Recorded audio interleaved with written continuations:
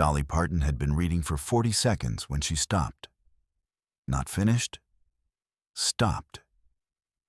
Her eyes went still on the page, not moving left to right the way eyes move when they are reading, but fixed, the way eyes fix when a person has found something they need to stay with. Jimmy Fallon watched her face change. The warmth didn't leave it. Something deeper moved through it, the way weather moves through a landscape, rearranging everything without removing anything. His hand was still extended from the moment he had passed the letter across the desk. It hung in the air. He didn't pull it back. He didn't say a word. 300 people in that studio held their breath alongside him, watching Dolly Parton sit perfectly still. A single piece of paper in both hands, her eyes not moving, her chest barely rising. It was a Tuesday evening in November 2023. The Tonight Show, starring Jimmy Fallon. Dolly Parton was the guest, radiant as she always was, 77 years old and more herself than most people manage to be in an entire lifetime. The audience had greeted her the way audiences always greet Dolly, not with the polite enthusiasm reserved for celebrities they admire, but with something closer to joy. The particular joy of being in the presence of someone who has decided, entirely and permanently, to be good. The interview had been everything you would expect. Warm, funny, quick, full of the kind of generosity that Dolly brings to every room she enters. Jimmy was loose and easy beside her. The band was happy. The whole studio was lit up from the inside. And then Jimmy had said there was something he needed to give her. He had reached beneath his desk and removed an envelope. Plain, white. He had passed it across without explaining where it came from, without saying who had sent it, without any preamble at all. Dolly had looked at him with one eyebrow gently raised, the look she gave things she was pleasantly uncertain about. And she had removed the letter from inside and begun to read. Now she was not reading. She was somewhere else, entirely. Her thumb moved slowly along the bottom edge of the paper. Once. Then again. A small, private gesture. The kind a person makes without knowing they are making it. The way you touch something to confirm it is real. Jimmy's hand finally lowered to the desk. He did not fold it. He laid it flat, very still, as if stillness were the only appropriate response to what he was watching. The entire studio froze. The cameras held. The director in the control room did not speak into a single headset.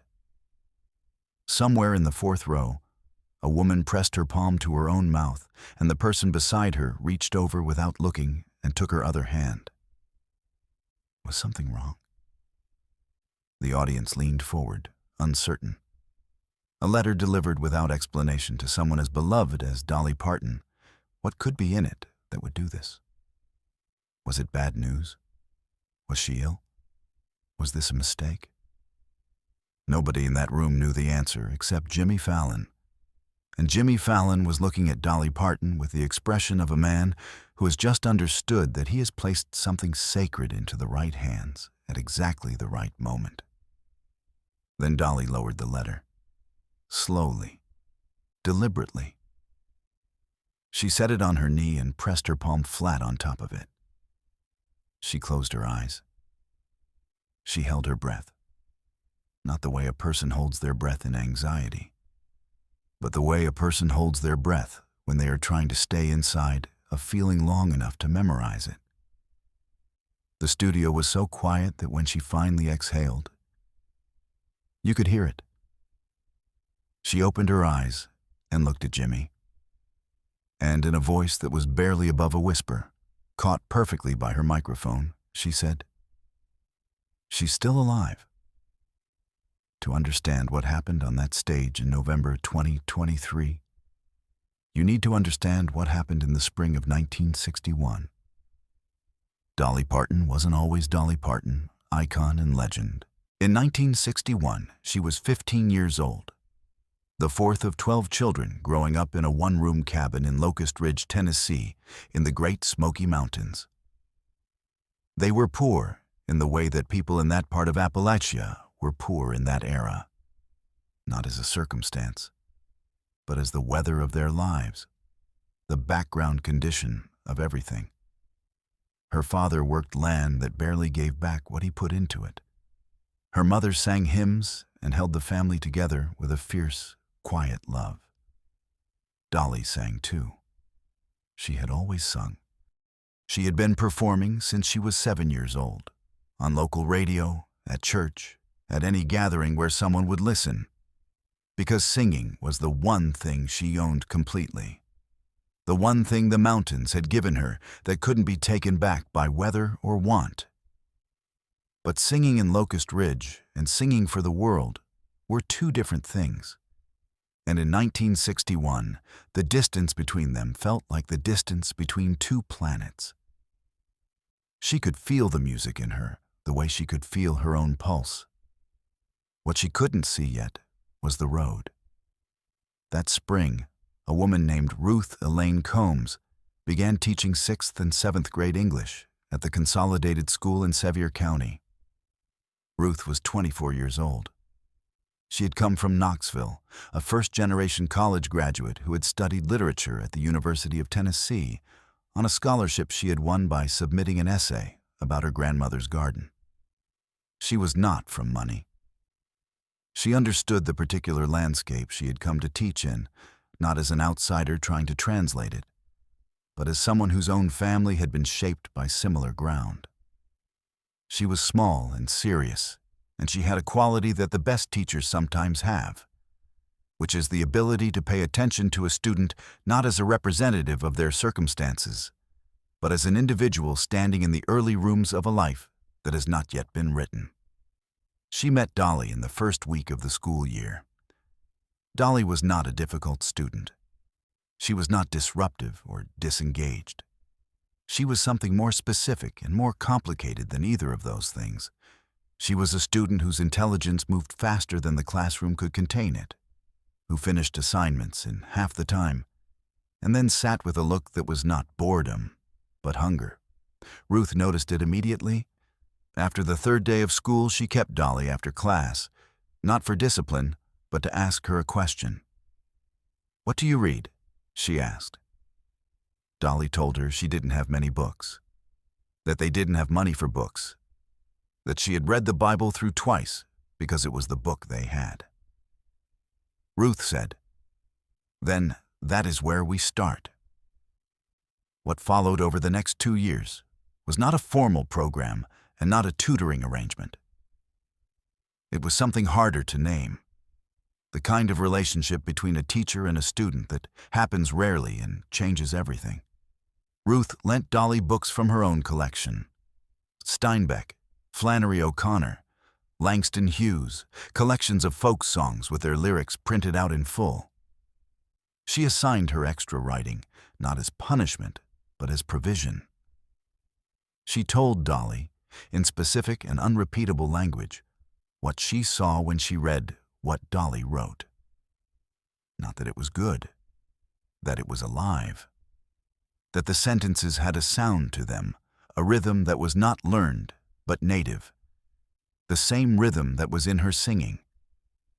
She told her that the two things were not separate, that the songwriter and the writer were the same person, and that person had something. In the spring of Dolly's 7th grade year, Ruth did something that would take 40 years to fully understand. She wrote a letter, not to Dolly, to a woman she had known in college, who now worked as a junior administrator at a small record company in Nashville. The letter was 3 paragraphs long. It described a 15-year-old girl from Sevier County, Tennessee. It did not oversell. It did not predict stardom. It said simply and directly that this girl had a quality that Ruth had not encountered before in 20 years of being around music in any form, and that if the woman knew of anyone who gave time to young, undiscovered talent from rural Appalachia, she should know this name: Dolly Parton. She never told Dolly she had written the letter. She never knew whether the letter had led to anything. The woman in Nashville had written back, briefly, saying she would pass it along to someone who worked with young performers. And then Ruth Combs had moved on with the year. And then Dolly had finished 7th grade. And then the summer came, and then the fall brought new students, and the particularity of any one student becomes, over time, absorbed into the general life of a classroom. Dolly left for Nashville the day after she graduated from Sevier County High School in 1964. She was 18 years old, and she carried a cardboard suitcase and an acoustic guitar, and the kind of certainty that can only belong to a person who has been told, by someone they trust, that they have something worth taking somewhere. She never forgot Ruth Combs. She thought about her when she wrote songs, sometimes, in the specific way that you think about the person who first showed you what your own work could be when it was being most itself. She had tried once, in the late 1970s, to find her. She had called the school in Sevier County. Ruth had left the county years before. Nobody knew where she had gone. The trail went cold and the years kept moving. Then life became the life that it became. The songs, the records, the movies. The foundation that put books in the hands of children all over the country. The whole enormous, generous, dazzling structure of a career that had been built piece by piece from a one-room cabin in the mountains. Dolly carried Ruth Combs the way you carry the people who saw you before you existed, not in the foreground, not every day, but in the permanent deep background of everything you build. The way a foundation wall is not visible from the street, but is the reason the house stands. What she had never known was that Ruth Combs had kept following from a distance, had never stopped. Behind the scenes, the letter had arrived at the Tonight Show's production office 8 weeks before that November taping, forwarded through 3 sets of hands before it reached anyone with the authority to act on it. It had been written by a woman named Carol Staten, 71 years old, living in Asheville, North Carolina. She identified herself as Ruth Combs' daughter. She wrote that her mother was 86 years old and in the final stages of a long decline, her body wearing out slowly, her mind still entirely present and precise and capable of conversation that would make you forget everything else. She wrote that her mother had followed Dolly Parton's career for 60 years. Not from a fan's distance, from the specific and private knowledge of someone who had been in the room before the world was. She had never reached out. She had never believed it would be appropriate to approach a person whose life had grown so large because of a connection so small. Her mother's word, Carol wrote, was always the same. She didn't want Dolly to feel obligated. She had done what any teacher does. She had seen something and said so. But Ruth was 86 now, and Carol had decided that the time for restraint had passed. She wrote that her mother still had every piece of writing Dolly had given her from those 2 years, that she had carried them through every move of her adult life, from Tennessee to Virginia to North Carolina, in a manila folder that had long since gone soft at the corners, held together now with a rubber band. That inside the folder there was a short essay Dolly had written in the spring of 1962, 14 years old, about what it felt like to sing for people who needed something. That her mother had read it more times than she could count. That she had shown it to every class she ever taught after that. Not as a lesson in celebrity, but as a lesson in knowing what you are before the world tells you. She enclosed 1 page from that folder. A photocopy of a letter, not the essay, but a letter Ruth had written to Dolly at the end of her final school year, 1963, which Dolly had apparently left behind in the classroom and which Ruth had kept. 3 paragraphs, handwritten. In it, Ruth told Dolly what she believed was going to happen to her. Not in vague or encouraging terms, in specific, clear, unhesitating terms. She named the thing Dolly had. She said it would take her exactly as far as she was willing to go. She said the mountains would always be in it. She said that was not a limitation, but the source of everything. The Tonight Show's executive producer had read it and immediately called Dolly's management. Dolly had been told there was a piece of correspondence the show wanted to share with her on air. She had been told only that. She had agreed without asking further questions, because that was the kind of person she was. That letter, Ruth Combs's handwritten words to a 13-year-old girl in 1963, recovered from a classroom in Sevier County and carried for 60 years in a soft manila folder, was what Jimmy Fallon had placed in Dolly Parton's hands on a Tuesday evening in November 2023. Now the return to the stage. The letter on Dolly's knee, her palm pressed flat against it. She looked at Jimmy. She kept this 60 years. In a folder, Jimmy said. She's carried it through every move she's ever made. Dolly looked back down at her hand on the letter. When she looked up again, her eyes were very bright. I left it behind on purpose, she said quietly. I thought if I took it with me, I'd lose my nerve. I thought if I left it there, it would stay true. She paused. I didn't know she kept it. But this is the moment no one in the studio and no one watching at home ever saw coming. Jimmy reached beneath his desk a second time. He set an object on the desk in front of Dolly. A manila folder, gone soft at the corners, held closed with a rubber band. Old. The kind of old that is not neglect but devotion. The softness that comes from handling, from being carried, from being opened and closed with care over the course of decades. Dolly looked at it. Her hand moved to it the way her hand had moved to the letter. Slowly, with a recognition that was operating ahead of her conscious mind. She pressed 2 fingers to the cover of the folder. She did not open it. Everything she saved, Jimmy said. Carol wanted you to have it. Dolly lifted the folder. She held it against her chest with both arms, the way you hold something you're not ready to put down and not ready to open.